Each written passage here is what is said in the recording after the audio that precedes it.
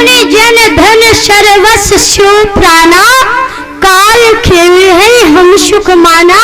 कहा ये मुनियों के जन है तैसे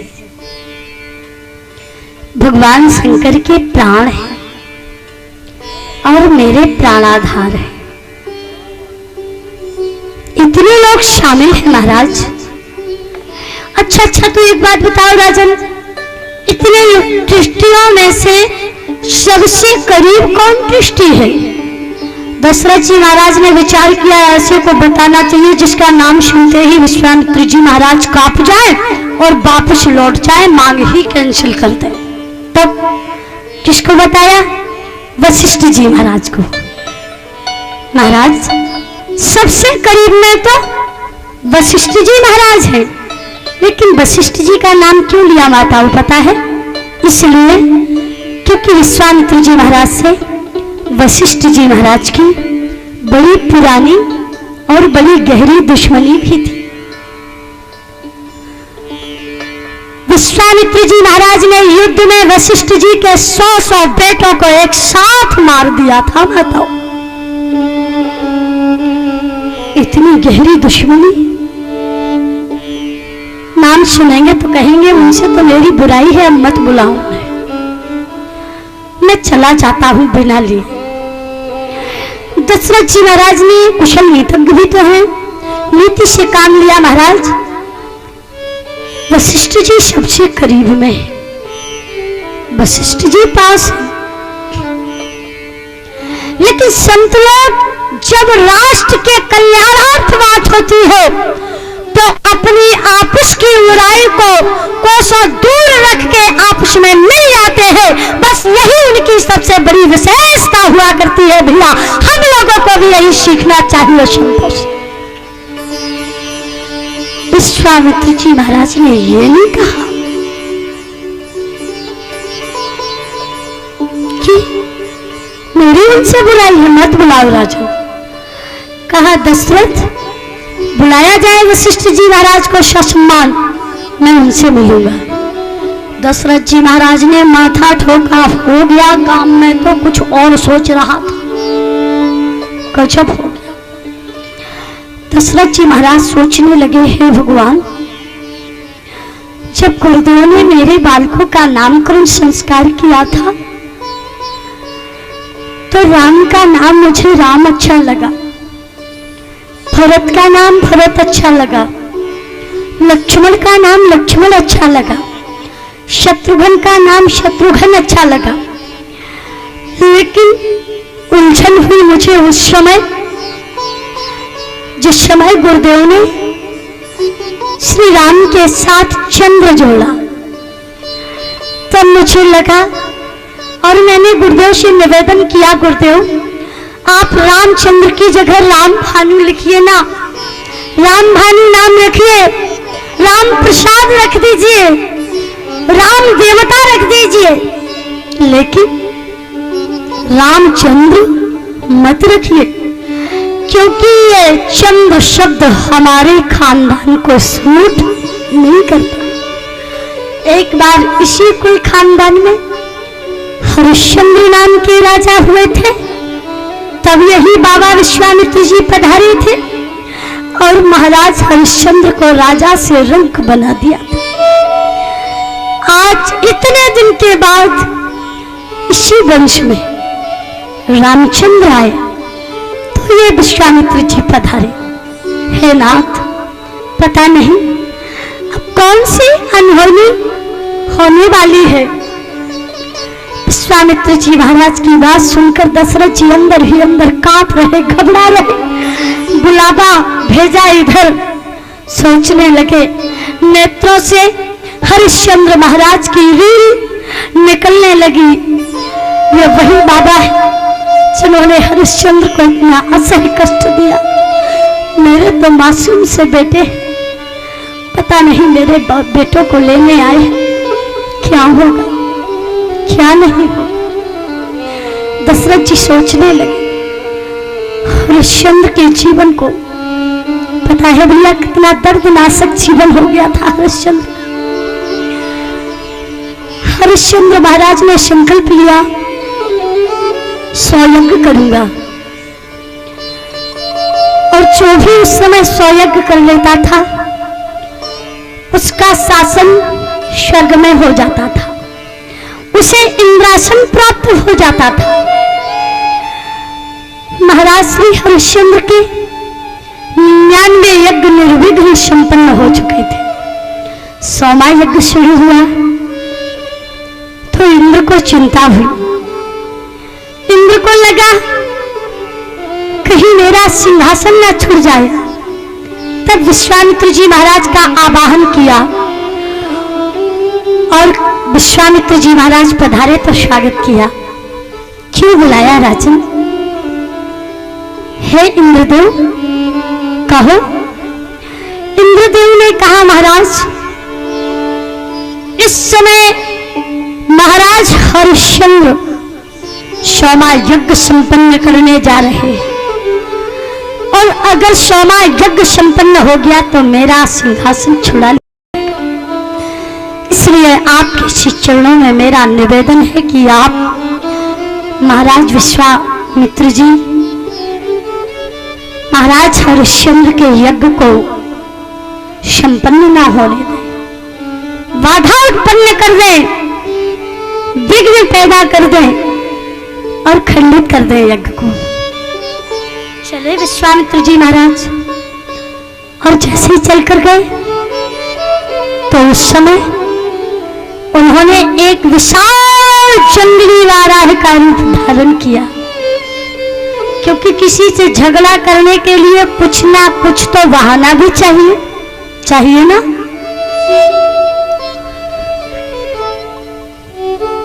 चले झगड़े का बहाना लिया।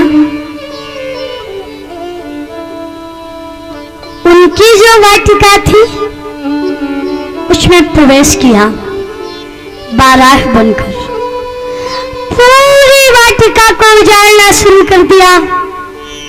वहां जो रखवाले लगे हुए थे, रखवालों ने सुना, देखा, दौड़ पड़े और दौड़कर महाराज श्री हरिश्चंद्र को संदेश दिया। महाराज श्री हरिश्चंद्र जी ने सुना, कहा ठहरो सेवकों, आज नहीं कल जाऊंगा वाटिका देखने। उन्हें डर था कहीं मुझे आक्रोश ना आ जाए स्थिति को देखकर, तो मेरा यज्ञ खंडित हो जाएगा। नहीं गए हरिश्चंद्र। सुबह हुआ, दूसरे दिन में वाटिका में गए तो विश्वामित्र जी महाराज अपने असली रूप में प्रकट हो गए। और जब असली रूप में प्रकट हुए भैया, प्रणाम किया और कहा, गुरुदेव अहो भाग्य है मेरा, आप पधारे। आपने पधार कर मेरे यज्ञ को सफल बनाने का सौभाग्य मुझे प्रदान किया है। विश्वामित्र जी महाराज ने कहा, हाँ राजन। महाराज श्री हरिश्चंद्र जी ने कहा, माताओं महाराज मांगो, इस यज्ञ में जो भी आप मांगेंगे ये हरिश्चंद्र आपको वही दे देगा। क्या मांगा? विश्वामित्र जी महाराज ने कहा, राजन अगर देना ही चाहते हो तो सबसे पहला संकल्प आप चाबी का करें। चाबी ताला खोलने वाली। और जैसे ही कहा चाबी का संकल्प करो, देखना कितना युक्ति से विश्वामित्र जी महाराज ने हरिश्चंद्र पर यह समय ला दिया। चाबी का संकल्प करो। महाराज हरिश्चंद्र तो दानी और सत्यवादी है। माताओं, चाबी का संकल्प कर दिया और फिर निवेदन किया, महाराज मांगो, क्या मांगना चाहते हो? जो मांगोगे, आपका चरण सेवक आपकी सेवा में हाजिर है, वही करूंगा। विश्वामित्र जी महाराज ने कहा, राजन अगर देना ही चाहते हो तो 60 भर सोने का दान मुझे दो। हरिश्चंद्र विश्वामित्र जी को बड़ी प्रसन्नता के साथ ले गए। कहा? खजाने में।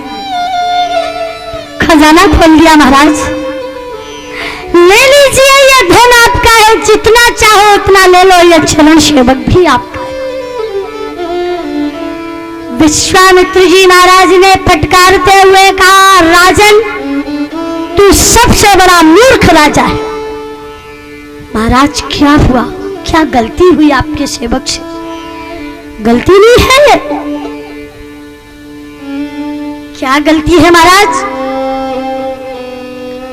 विश्वामित्र जी महाराज ने कहा, जब मैंने तुमसे चाबी का संकल्प पहले ही करवा लिया तो अब इस राज्य में तुम्हारा अधिकार ही क्या रह गया। इसलिए इस राज्य से तुम कुछ नहीं दे सकते हो। अगर देना ही है तो अपनी व्यक्तिगत कमाई का धन मुझे दो। महाराज हरिश्चंद्र चिंतित हो, सोचने लगे, मैंने तो ऐसा सोचा भी नहीं था। सोचते सोचते जब कुछ उपाय ना सूझा तो हाथ जोड़कर चरणों में गिर गए और बोले, नाथ मैंने देने का वचन दिया और आपने माना है, इसलिए विमुख नहीं जाने दूंगा। अगर मैंने चाबी का संकल्प कर दिया है, मेरे पास यहाँ कुछ नहीं है, नाथ आप मुझे बेचकर धन ले लीजिए। महाराज श्री विश्वामित्र जी संत वैसे बड़े सरल हृदय के होते हैं, लेकिन कभी कभी उनका हृदय वज्र भी दिखाई देता है। विश्वामित्र जी महाराज ने कहा, हाँ राजा, तो चलिए मेरे साथ। पता है भैया, केवल विश्वामित्र जी महाराज ने हरिश्चंद्र को ही बेचा होता तो कोई बात नहीं, साथ में उनकी पत्नी तारा भी चलने को तैयार। एक मासूम सा अबोध बालक रोहित भी तैयार। पता कर लेना, अयोध्या से बनारस की बहुत दूरी है, सैकड़ों किलोमीटर की दूरी। माताओं, कैसा दृश्य लगा होगा वो जिस समय महाराज हरिश्चंद्र विश्वामित्र जी के साथ और उनकी पत्नी तारा, जो अभी कुछ क्षण पहले महारानी की जिंदगी जी रही थी, और एक राजकुमार मासूम सा बेटा वो रोहित, तीनों मूर्तियां किसी वाहन से नहीं, पैदल चलकर काशी में पहुंची। तो बेचारा बेटा रोहित भी पैदल चला। मासूम सा बेटा कौन उठाया उसे? चलते चलते काशी में पहुंचे तो महाराज हरिश्चंद्र को काशी के भरे बाजार में डॉम के यहां बेच दिया विश्वामित्र जी महाराज ने। और डॉम ने हाथ जोड़ करके कहा विश्वामित्र जी महाराज के समक्ष हरिश्चंद्र से, महाराज मैं जानता हूं तुम रघुवंश के राजा, रघुवंश कितना पवित्र कुल है, इसलिए ये तुम्हारी मजबूरी है कि आज तुम्हें मेरे यहाँ ड्यूटी मेरे आदेश पर मेरा नौकर बनकर करनी पड़ रही। लेकिन महाराज मैं आपके धर्म को सुरक्षित रखूंगा। ये उस समय के डॉम ने कहा था, मेहतर ने कहा था।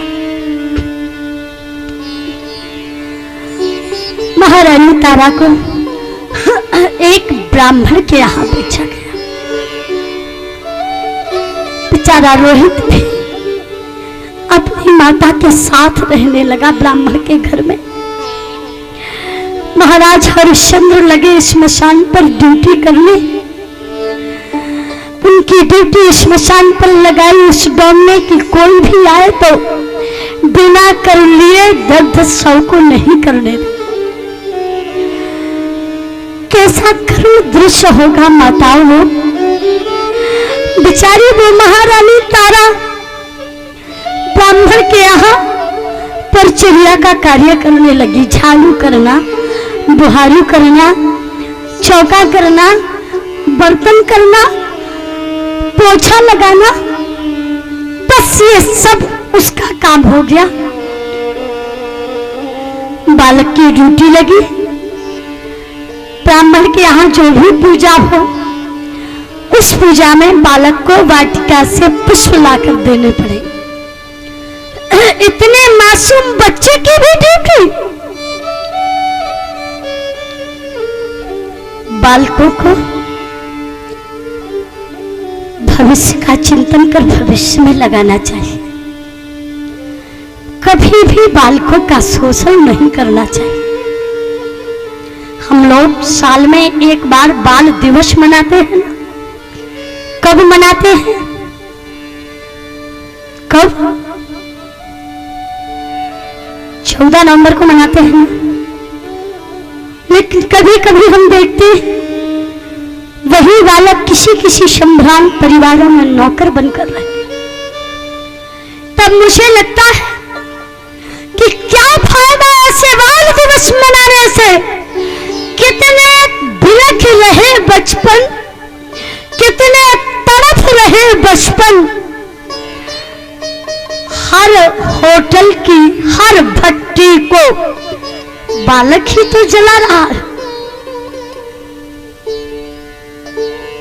कुली बना बोझा ढोता है। पता है, रिक्शे के पहिए में देखो बाल दिवस ही तो रोता है। रिक्शे के पहिए में देखो बाल दिवस ही तो रोता है। हमारे यहाँ बच्चों की यही स्थिति। महाराज हरिश्चंद्र का बेटा लगा ड्यूटी पुष्पों की करने। इधर महाराज हरिश्चंद्र के लिए डॉन ने काशी में एक दुकान बांध रखी थी, क्योंकि डॉन के यहाँ का भोजन तो वो कर नहीं सकते थे। तो उस दुकान से, उस बाजार की दुकान से थोड़ा सा सत्तू जाता था। सत्तू, भोजन में केवल सत्तू। सत्तू आप जानते होंगे, सतुआ जो चने से निर्मित होता है और खासकर उसे लपट के सीजन में लिया जाता है। गर्मी के मौसम सतुआ जाता था। तब वो सतुआ बेचारे महाराज श्री हरिश्चंद्र खाने बैठते थे तो महाराज विश्वामित्र भूखे भिखारी बनकर पहुंच जाते थे। तो हरिश्चंद्र वो सतुआ भी खिसकाकर उन्हें दे देते थे। माताओं, सतुआ भी खाने नहीं मिला उन्हें। ऐसे कई दिन बीत गए, भूखे रहते रहे। इधर एक दिन बेचारा वो रोहित बाटका से पुष्प लाने गया। विश्वामित्र जी महाराज सर्प बने। देखना कितनी कठिन परीक्षा। सर्प बनकर उस रोहित को दशा बाटिका में, रोहित मृतक हो गया। वही वापस लौट कर आए और उन्होंने ही वापस आकर एक सज्जन बनकर उसी नगर में ढिढोरा पीट दिया कि किसी का बेटा बाटिका में मृतक पड़ा है। सर्प के काटने पर मृतक पड़ा और जैसे ही सर्प के काटने पर मृतक बालक का समाचार मिला उस नगर में, महारानी तारा फूट फूट कर रो पड़ी। माता फपक फपक कर रो पड़ी। लगता है मेरा ही बेटा बाटिका में पुष्प लेने गया था तो मेरे ही बेटे को तो सर्प ने नहीं काटा, मेरे ही बेटे को तो नहीं डस लिया। चल पड़ी वो महारानी और उसने देखा वहां जाकर तो रोहित का हिस्सा पड़ा था। अपने मासूम बेटे को उठाया, माताओं गोदी में लिपटाया, गोदी में चपेट कर ममता उमड़ पड़ी तो रो पड़ी। बेचारी के पास सबको ढक सके इसके लिए 2 पैसे कफन खरीदने तक को नहीं थे। आधी साड़ी से अपना तन ढका माताओं, आधी साड़ी से रोहित के शव को ढका चल पड़ी वो महारानी श्मशान की। चली वहां महाराज हरिश्चंद्र ड्यूटी कर रहे। जैसे ही शव को दग्ध करना चाहा तो महाराज हरिश्चंद्र ने आवाज लगाई, देवी ठहरो, शव को दग्ध करने से पहले तुम्हें इस श्मशान का टैक्स देना पड़ेगा। तारा ने रोते हुए कहा, महाराज व्यवस्था है ये मेरी कि मैं टैक्स नहीं दे सकती, तो फिर शव को भी दग्ध नहीं कर सकती हो देवी। तारा ने कहा, महाराज मैं इस समय बहुत दीनहीन हूं, मेरे पास शव को ढकने के लिए 2 पैसे नहीं थे जो मैं कफन खरीद कर बेटे को ढक सकती। आप देख रहे हैं आधी साड़ी पहने कर तन ढके हूं, आधी साड़ी से बेटे के शव को ढके हूं। महाराज आप ही बताइए मैं कैसे कर दे दूं, कहां से कर दे दूं? बड़ी दग्ध करने के लिए महाराज हरिश्चंद्र दौड़े, देवी ठहरो, दग्ध मत कर देना नहीं तो प्राण ले लूं। कितनी व्यवस्था थी।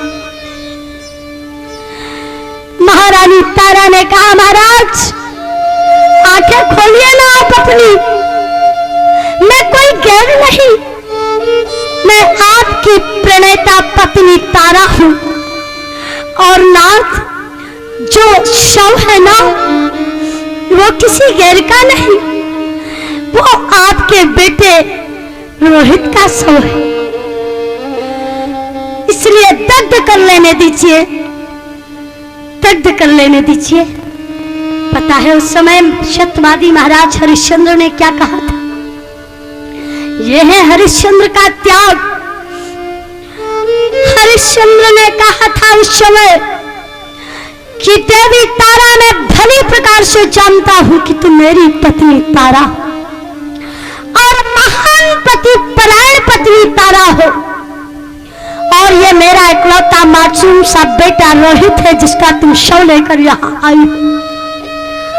लेकिन कान खोल करके सुन लेना देवी तारा, ये हरिश्चंद्र पुत्र निरपेक्ष हो सकता है, पत्नी निरपेक्ष हो सकता है, लेकिन जब तक जिंदा है धर्म निरपेक्ष नहीं हो सकता, धर्म निरपेक्ष नहीं हो सकता।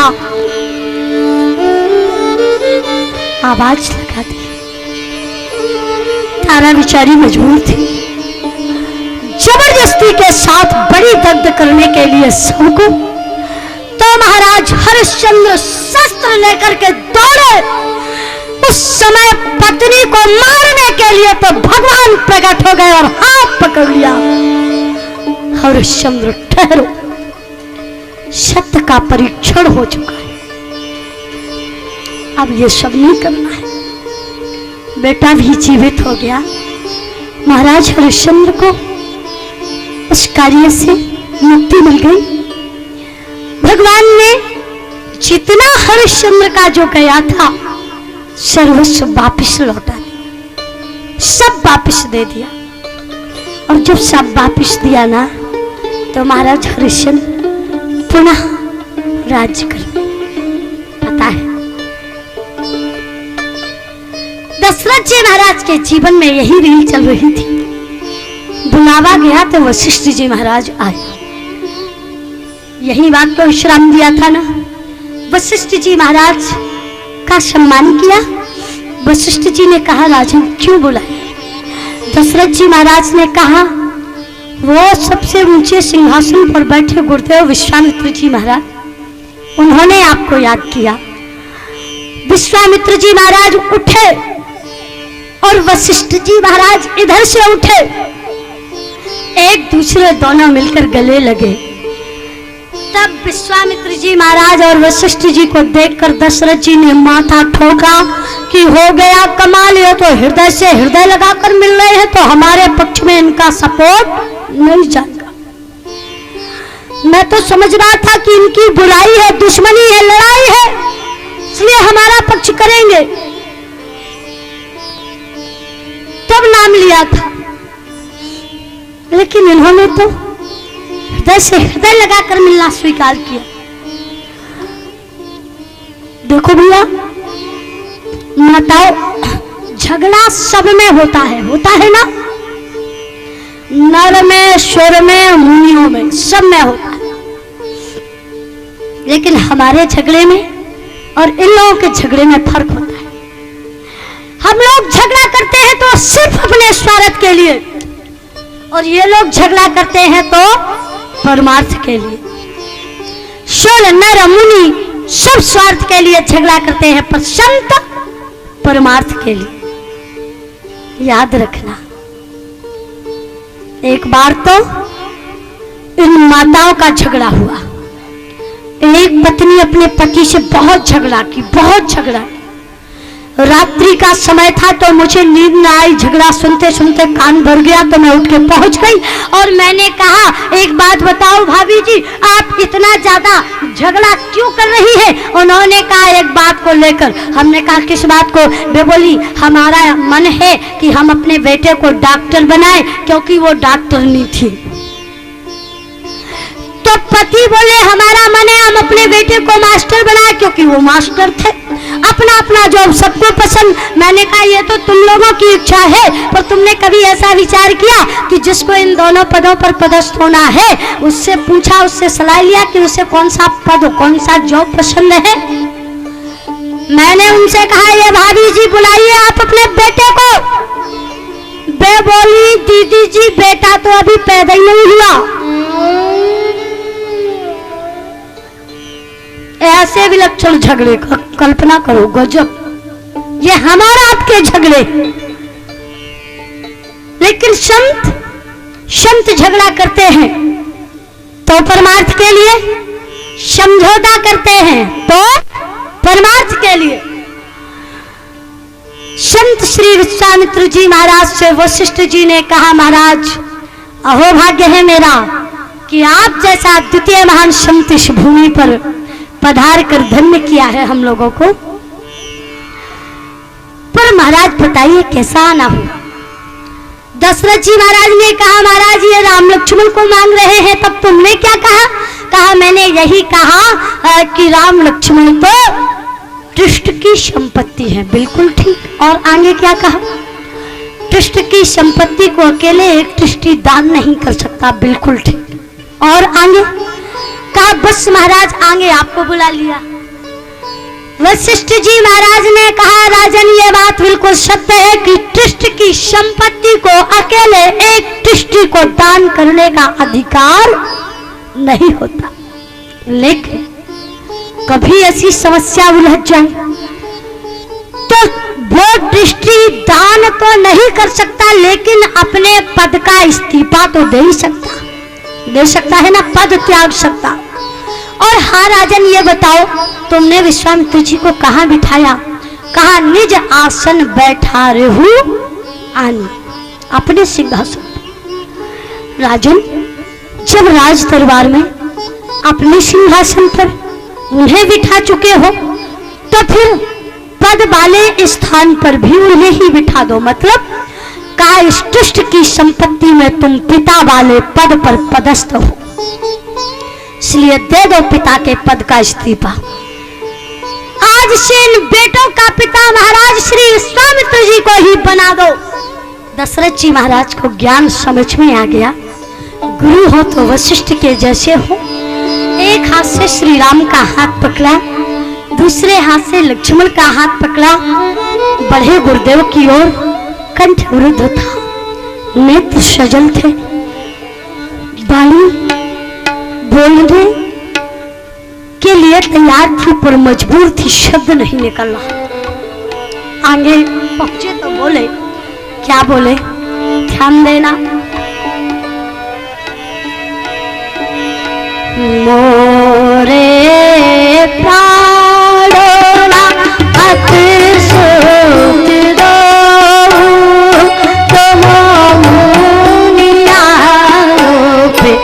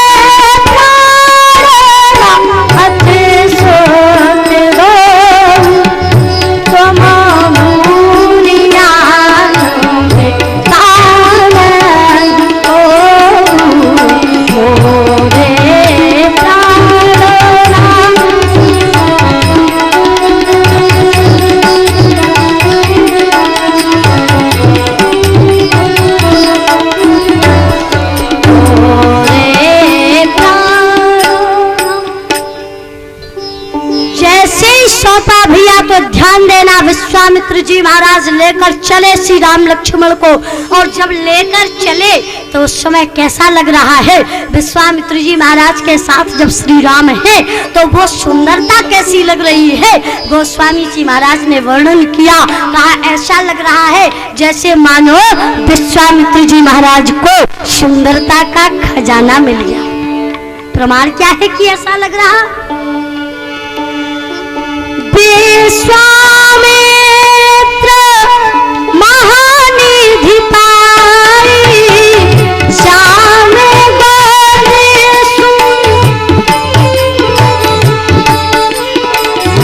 श्याम सुंदर गौ भाई। विश्वामित्र महानिधि पाई श्याम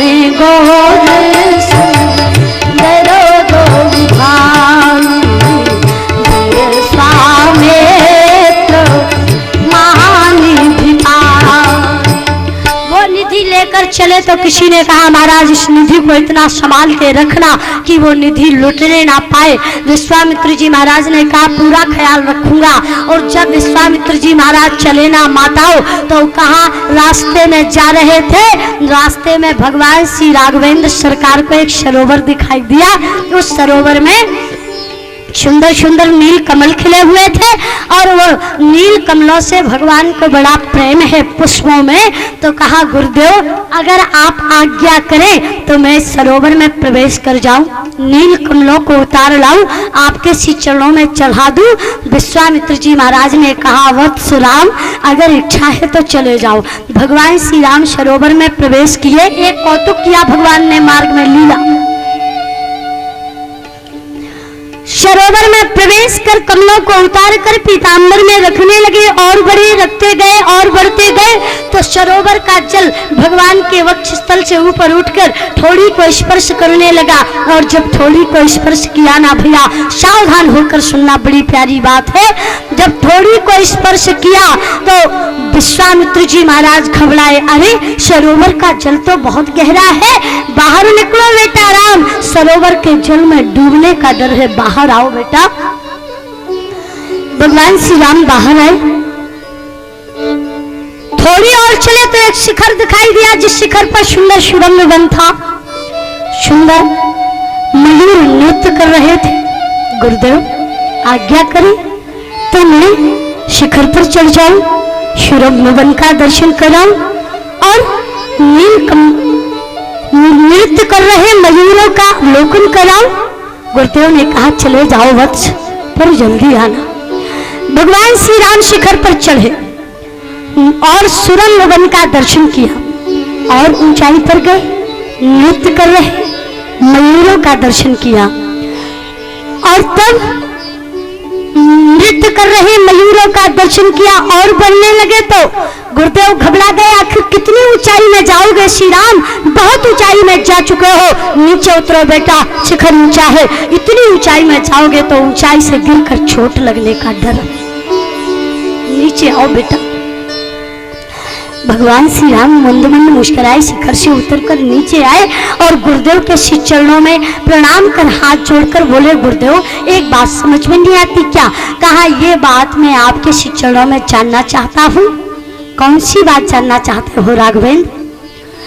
भगवान श्री राम ने कहा, गुरुदेव ये जानना चाहता हूँ कि जब आप अयोध्या में थे तब पूज्य पिताश्री को मोह हो रहा था तो आप बड़े बड़े ज्ञान के उपदेश दे रहे थे, लेकिन आज यहाँ आपका ज्ञान कहाँ चला गया?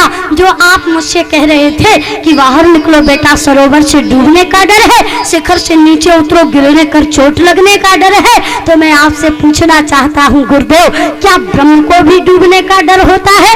क्या ब्रह्म को भी चोट लगने का डर होता है? आखिर आपका वो ब्रह्म ज्ञान कहाँ चला गया? अब आप गुरुदेव ने कहा, श्री राम तुम नहीं जानते हो, जब मैं वहां अयोध्या में तुम्हारे पिताश्री दशरथ को उपदेश कर रहा था तो उस समय मैं ज्ञानी विश्वामित्र की हैसियत से बोल रहा था, लेकिन जब मैंने तुमसे शिखर से उतरने के लिए, सरोवर से बाहर निकलने के लिए कहा तो ज्ञानी विश्वामित्र की हैसियत से नहीं बल्कि पिता विश्वामित्र की हैसियत से। पिता के जीवन में तो बेटों के प्रति मोह होना स्वाभाविक। श्री राम भगवान चरणों में गिर गए और बोले, अब ये राम धन्य हो गया है गुरुदेव।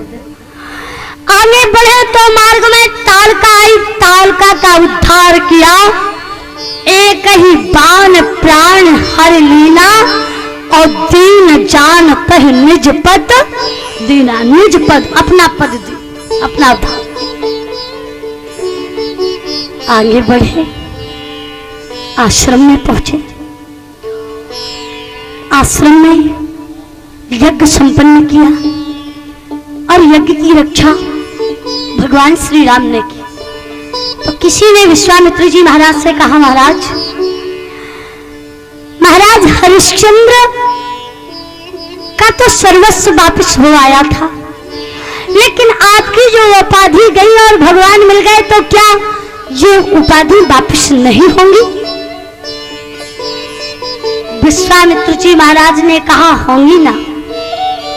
और ध्यान देना भैया, क्रम से सब उपाधियां वापस आने लगी। मानस को उठाकर पढ़ लेना। आप लोगों ने पाठ के क्रम में ये बहुत पाठ में पढ़ा होगा कि विश्वामित्र जी महाराज की सारी उपाधियां चली, पढ़ा है ना? लेकिन क्रम देख लीजिए, सारी उपाधियां समय से वापस भी हो आई। कैसे हुई वापस? तो कहा, जब भगवान श्री राम यज्ञ की रक्षा के लिए खड़े हो गए और पूज्य गुरुवर विश्वामित्र जी महाराज यज्ञ करना शुरू कर दिए तो पहली उपाधि वापस हुई। ब्राह्मण बनने से पहले विश्वामित्र जी मुनि थे ना, ध्यान देना, मुनि थे ना, मुनि आगमन सुना जबरा, मुनि वाली उपाधि वापस आई। रामायण को उठा लेना, इससे पहले कहीं मुनि नहीं आया। और आप ध्यान देना, ब्राह्मण के बाद अब पुनः मुनि वाली उपाधि। प्रमाण क्या है? तो प्रमाण दिया, हमें करने लागे मुनि झारी, आप रहे मख की रखवारी, आप रहे मख।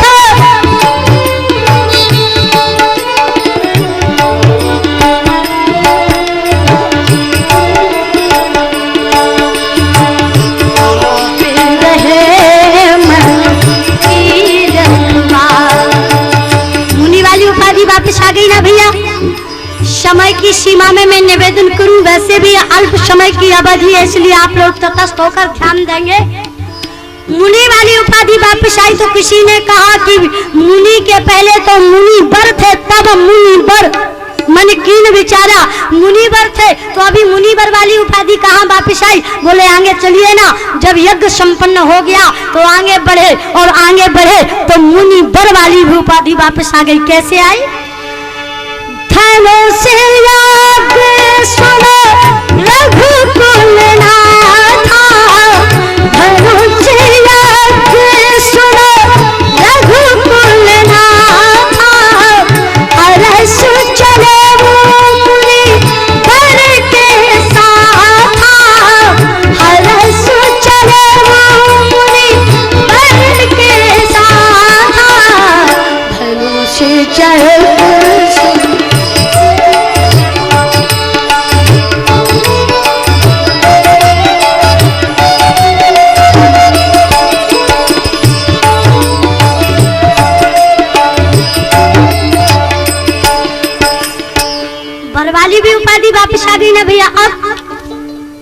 कहा अब वर के पहले महामुनि थे विश्वामित्र जी महाराज, महामुनि थे ना, तो महामुनि वो भी तो उपाधि वापस आनी चाहिए, और वो अभी कहाँ आई, कहाँ आगे बढ़िए ना, अहिल्या का उद्धार किया।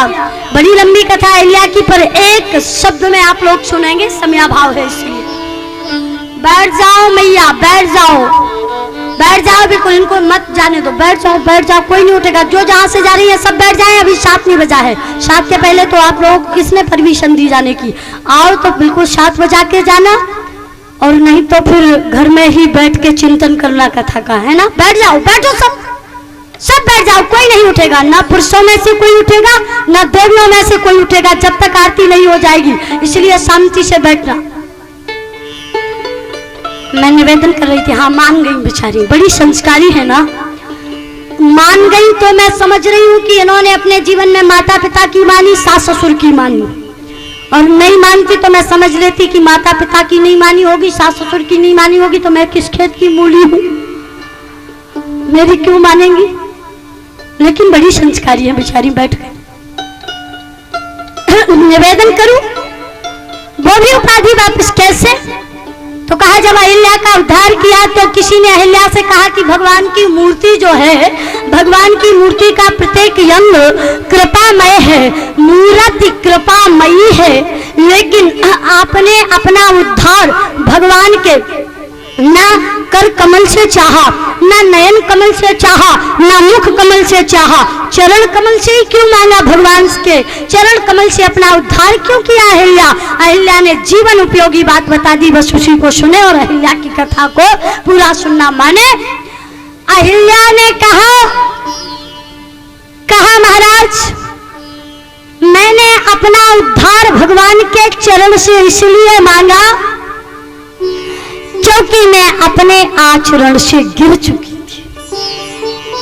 अहिल्या गिर गई थी ना आचरण से, उसका पातिव्रत्य धर्म इंद्र ने नष्ट कर दिया,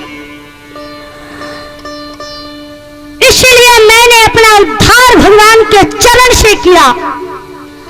मतलब क्या है?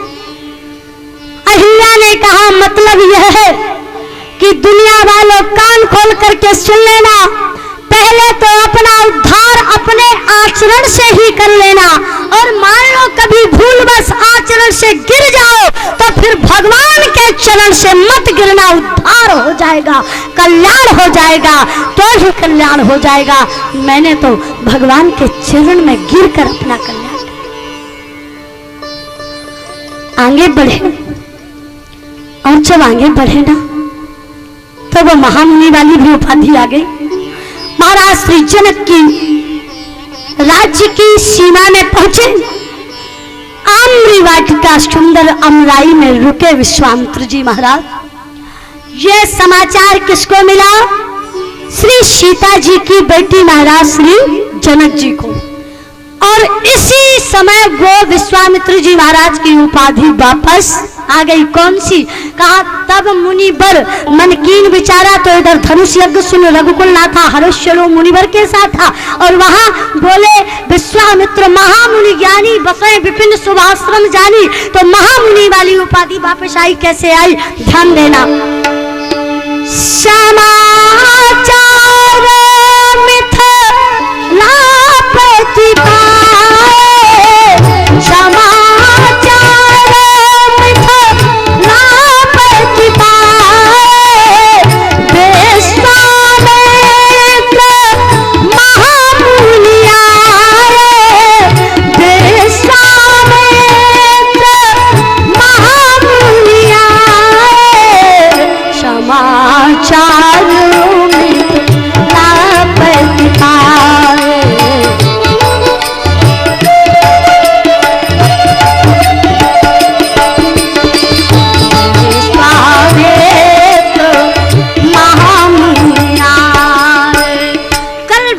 श्री सीताराम जी का विवाह होना है, इसीलिए कल की तैयारी में आप लोग अभी 7 बजने में 25 मिनट बकाया है ना मेरी घड़ी में।